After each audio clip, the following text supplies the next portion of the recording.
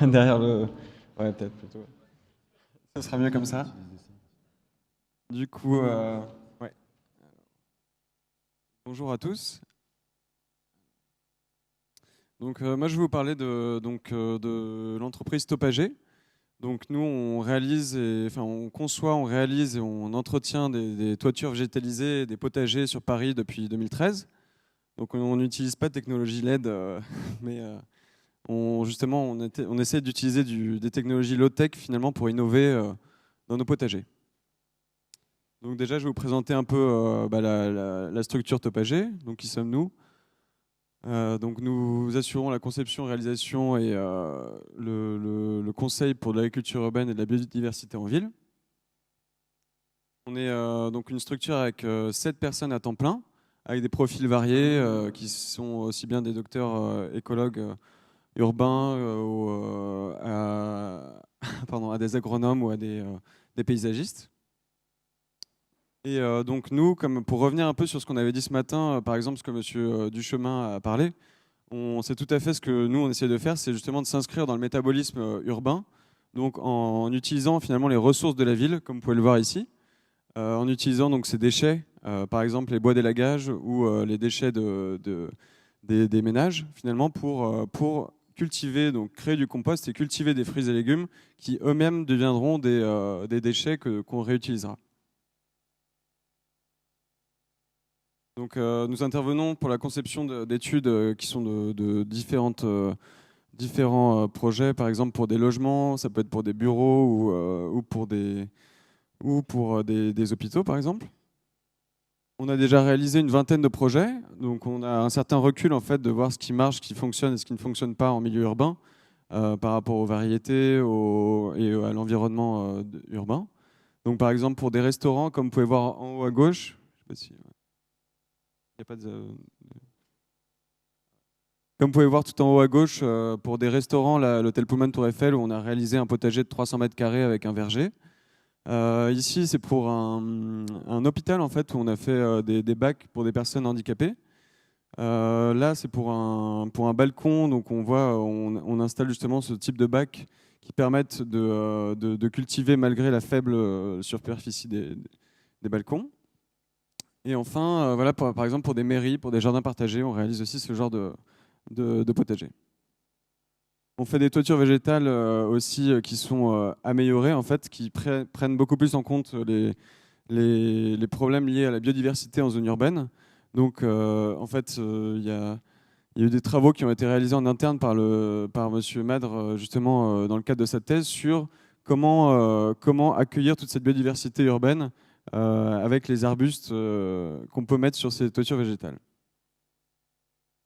Et enfin, on intervient aussi pour le conseil pour des AMO, donc à plus grande échelle, sur des quartiers. On en parlait ce matin aussi, c'est comment s'inscrire dans finalement des villes entièrement. Donc là, il y a des projets qui sont en train de se créer justement, par exemple à Bordeaux ou dans le Grand Lyon. Donc on intervient aussi là-dessus.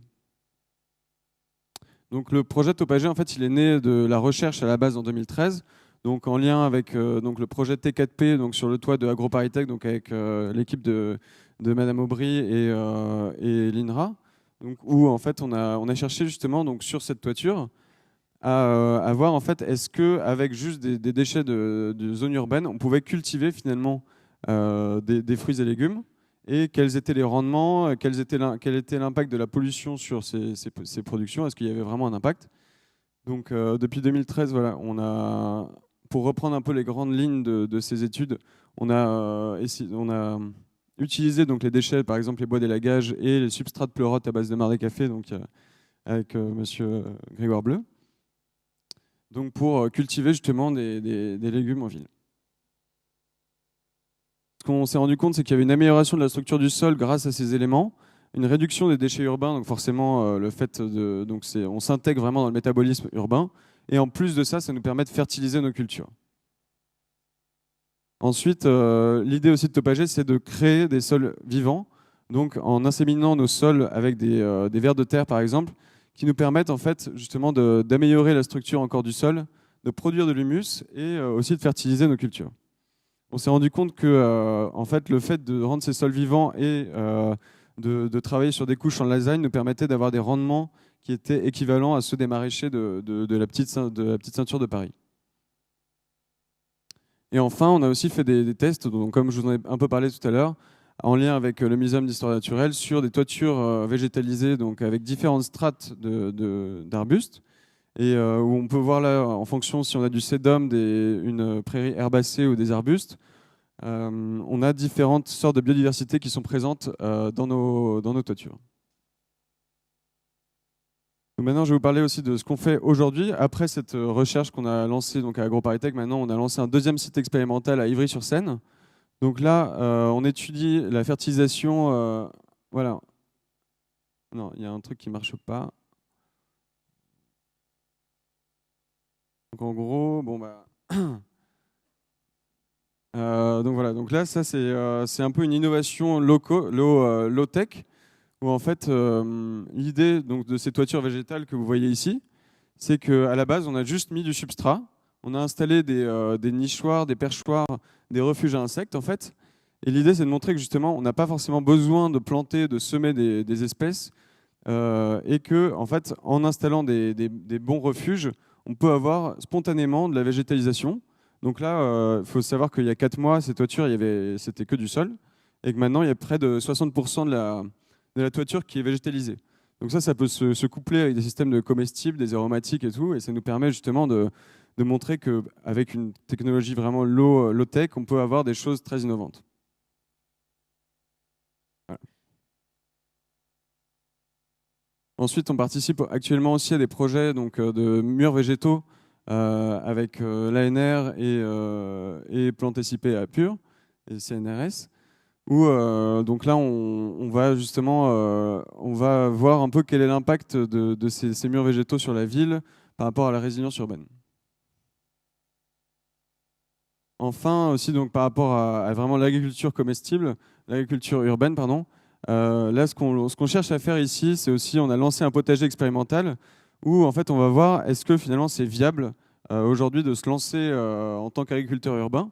Donc pour cela, on a testé différents substrats qui sont issus de déchets urbains encore, où sur chacun des bacs que vous pouvez voir, en fait, voilà, les substrats en fait proviennent de différentes sources de déchets urbains. Ça peut être par exemple du robinet, de la laine de mouton, des choses, de la terre végétale. Enfin, on teste vraiment différentes sources pour voir en fait lequel répond le mieux à nos attentes. Donc ici, par exemple, comme je vous ai dit, ouais, on compare l'efficacité de différents substrats. Donc, par exemple, la chamotte, du robinet, la laine de mouton. Et donc là, on peut voir que ça a déjà commencé à bien pousser. On s'est installé en août dernier, donc forcément, bah, c'est le début. On évalue les performances de divers systèmes agronomes donc, qui sont adaptés aux villes. Par exemple, là, on en parlait ce matin aussi, c'était comment se réapproprier finalement les outils classiques de l'agriculture en zone urbaine. Donc, sachant qu'on n'a pas du tout les mêmes problématiques au niveau des surfaces, au niveau de la portance des toits. Donc, par exemple, on va installer ce type de serres qui sont adaptés à des bacs de culture, donc qui peuvent très bien être installés chez des particuliers, par exemple. Ensuite, on va installer des filets de protection anti-insectes pour éviter justement le fait que nos cultures soient touchées par des pucerons, des problèmes d'altise ou quoi. Ce genre de filet est une réponse aussi à la protection des cultures en ville. Et enfin, donc on mesure la viabilité économique des exploitations urbaines. Donc chacune de nos actions, en fait, on mesure le temps de travail qu'on y passe, parce que le problème, c'est souvent la main-d'œuvre. On va aussi calculer le temps de semis, donc en utilisant des outils qui sont à la base utilisés plus Enfin, en gros, c'est ni plus ni moins qu'un semoir de tracteur qui est version plus petite quoi, pour la zone urbaine. Ensuite, on va tester par exemple des pelles de récolte à salade, comme vous pouvez voir ici. Puis, on fait la pesée, la transformation nous-mêmes pour enfin faire la vente et ainsi pouvoir vraiment maîtriser chacun des aspects et voir qu'est-ce qui fonctionne ou pas. Donc là, ça fait que 4 mois qu'on a lancé ce site, mais on a déjà environ 40 kilos de jeunes pousses qui ont été récoltées sur des surfaces qui sont de 28 mètres carrés, donc c'est pas énorme. Ça nous permet d'avoir un rendement équivalent au maraîcher traditionnel de 1,5 kg de jeunes pousses par mètre carré. Et donc voilà, 40 kilos, ça peut représenter peu, mais ça représente quand même 10 000 portions de mesclun en seulement 4 mois. Donc après, voilà, c'est des modèles qui sont en perpétuelle amélioration et Et là, on travaille. Là, je vous ai montré une photo d'un restaurateur, mais on travaille aussi maintenant avec, par exemple, des AMAP ou des sociétés aux alentours de Ivry, justement pour voir comment on pourra finalement installer des agriculteurs dans les villes de demain. Merci pour votre attention.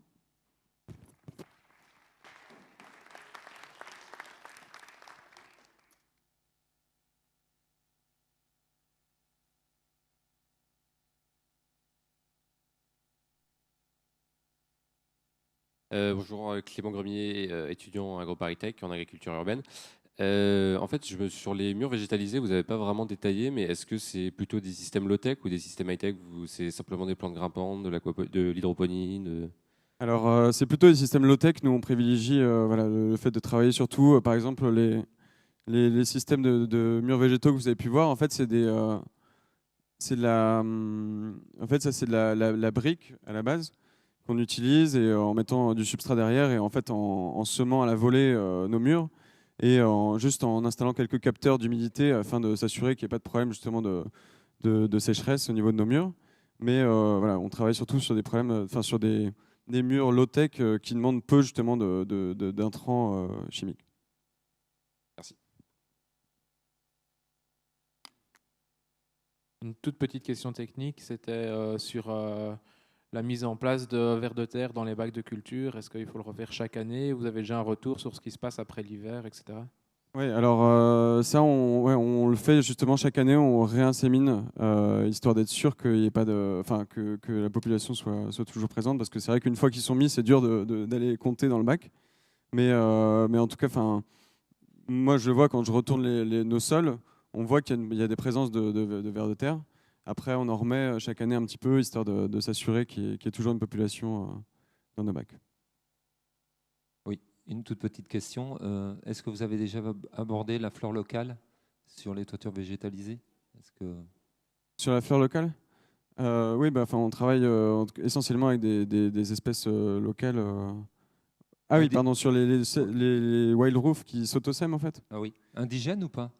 Alors ici, ouais, c'est des espèces indigènes, mais en fait là, comme ça vient d'être lancé, on attend déjà d'avoir un retour de 4 mois pour justement faire un dénombrement des espèces qui sont qui sont semées automatiquement.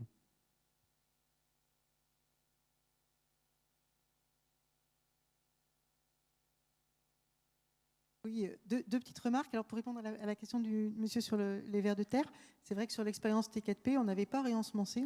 On s'est aperçu qu'il supportait très bien. D'ailleurs, à notre grande surprise, le passage de l'hiver dans 30 cm, voire moins.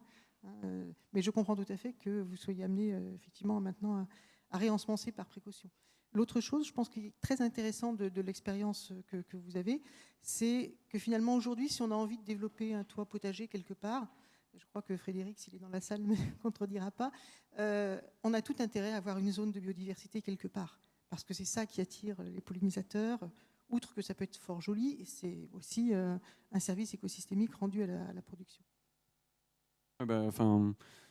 C'est clair que c'est pour ça aussi que nous, on essaie de faire des technologies forcément, enfin des innovations, sans forcément penser à un système clos. Avec des LED, vraiment un système fermé, on essaie justement de travailler en lien avec l'environnement pour améliorer et voir justement la pollinisation naturelle qui se crée grâce à ça. Oui, bonjour. J'avais une question par rapport aux bacs qui sont couverts avec des filets pour les insectes concernant la pollinisation. J'imagine que vous devez les enlever, les remettre avec la diversité de cultures sans... Alors là actuellement, en fait, nous, on travaille sur des légumes feuilles donc, qui n'ont pas ce problème. Mais est-ce que la stratégie ne serait pas, si c'est pour limiter les problématiques des ravageurs, de s'orienter vers des variétés un petit peu moins sensibles, justement, par rapport à ces ravageurs? Si, c'est clair que c'est aussi une des pistes c'est assez récent, ce système de protection de culture, parce que là, c'est lié à la culture de jeunes pousses qui sont assez sensibles en fait, à l'altise, et donc si jamais elles sont perforées, c'est dur après de la vendre. Mais vous avez tout à fait raison, c'est le fait de travailler avec des aromatiques autour, des associations de culture, des rotations chaque année, nous permet de lutter dans nos autres potagers qu'on a installés à Paris. Peut-être je peux me permettre une autre question? Par rapport aux toitures végétalisées, on a un projet sur Genève justement sur les toitures végétalisées Et c'est bien l'aspect spontané, mais on a découvert, en fait, nous, des espèces non désirées. Donc, c'est à faire attention aussi. Bien sûr, là, c'est clair que de toute façon, ce type d'installation qu'on fait des Wild Roof, on garantit à nos clients de toute façon le fait d'y avoir 2 passages par an pour s'assurer qu'il n'y ait pas l'implantation d'espèces non désirées sur nos toitures. Y a-t-il d'autres questions?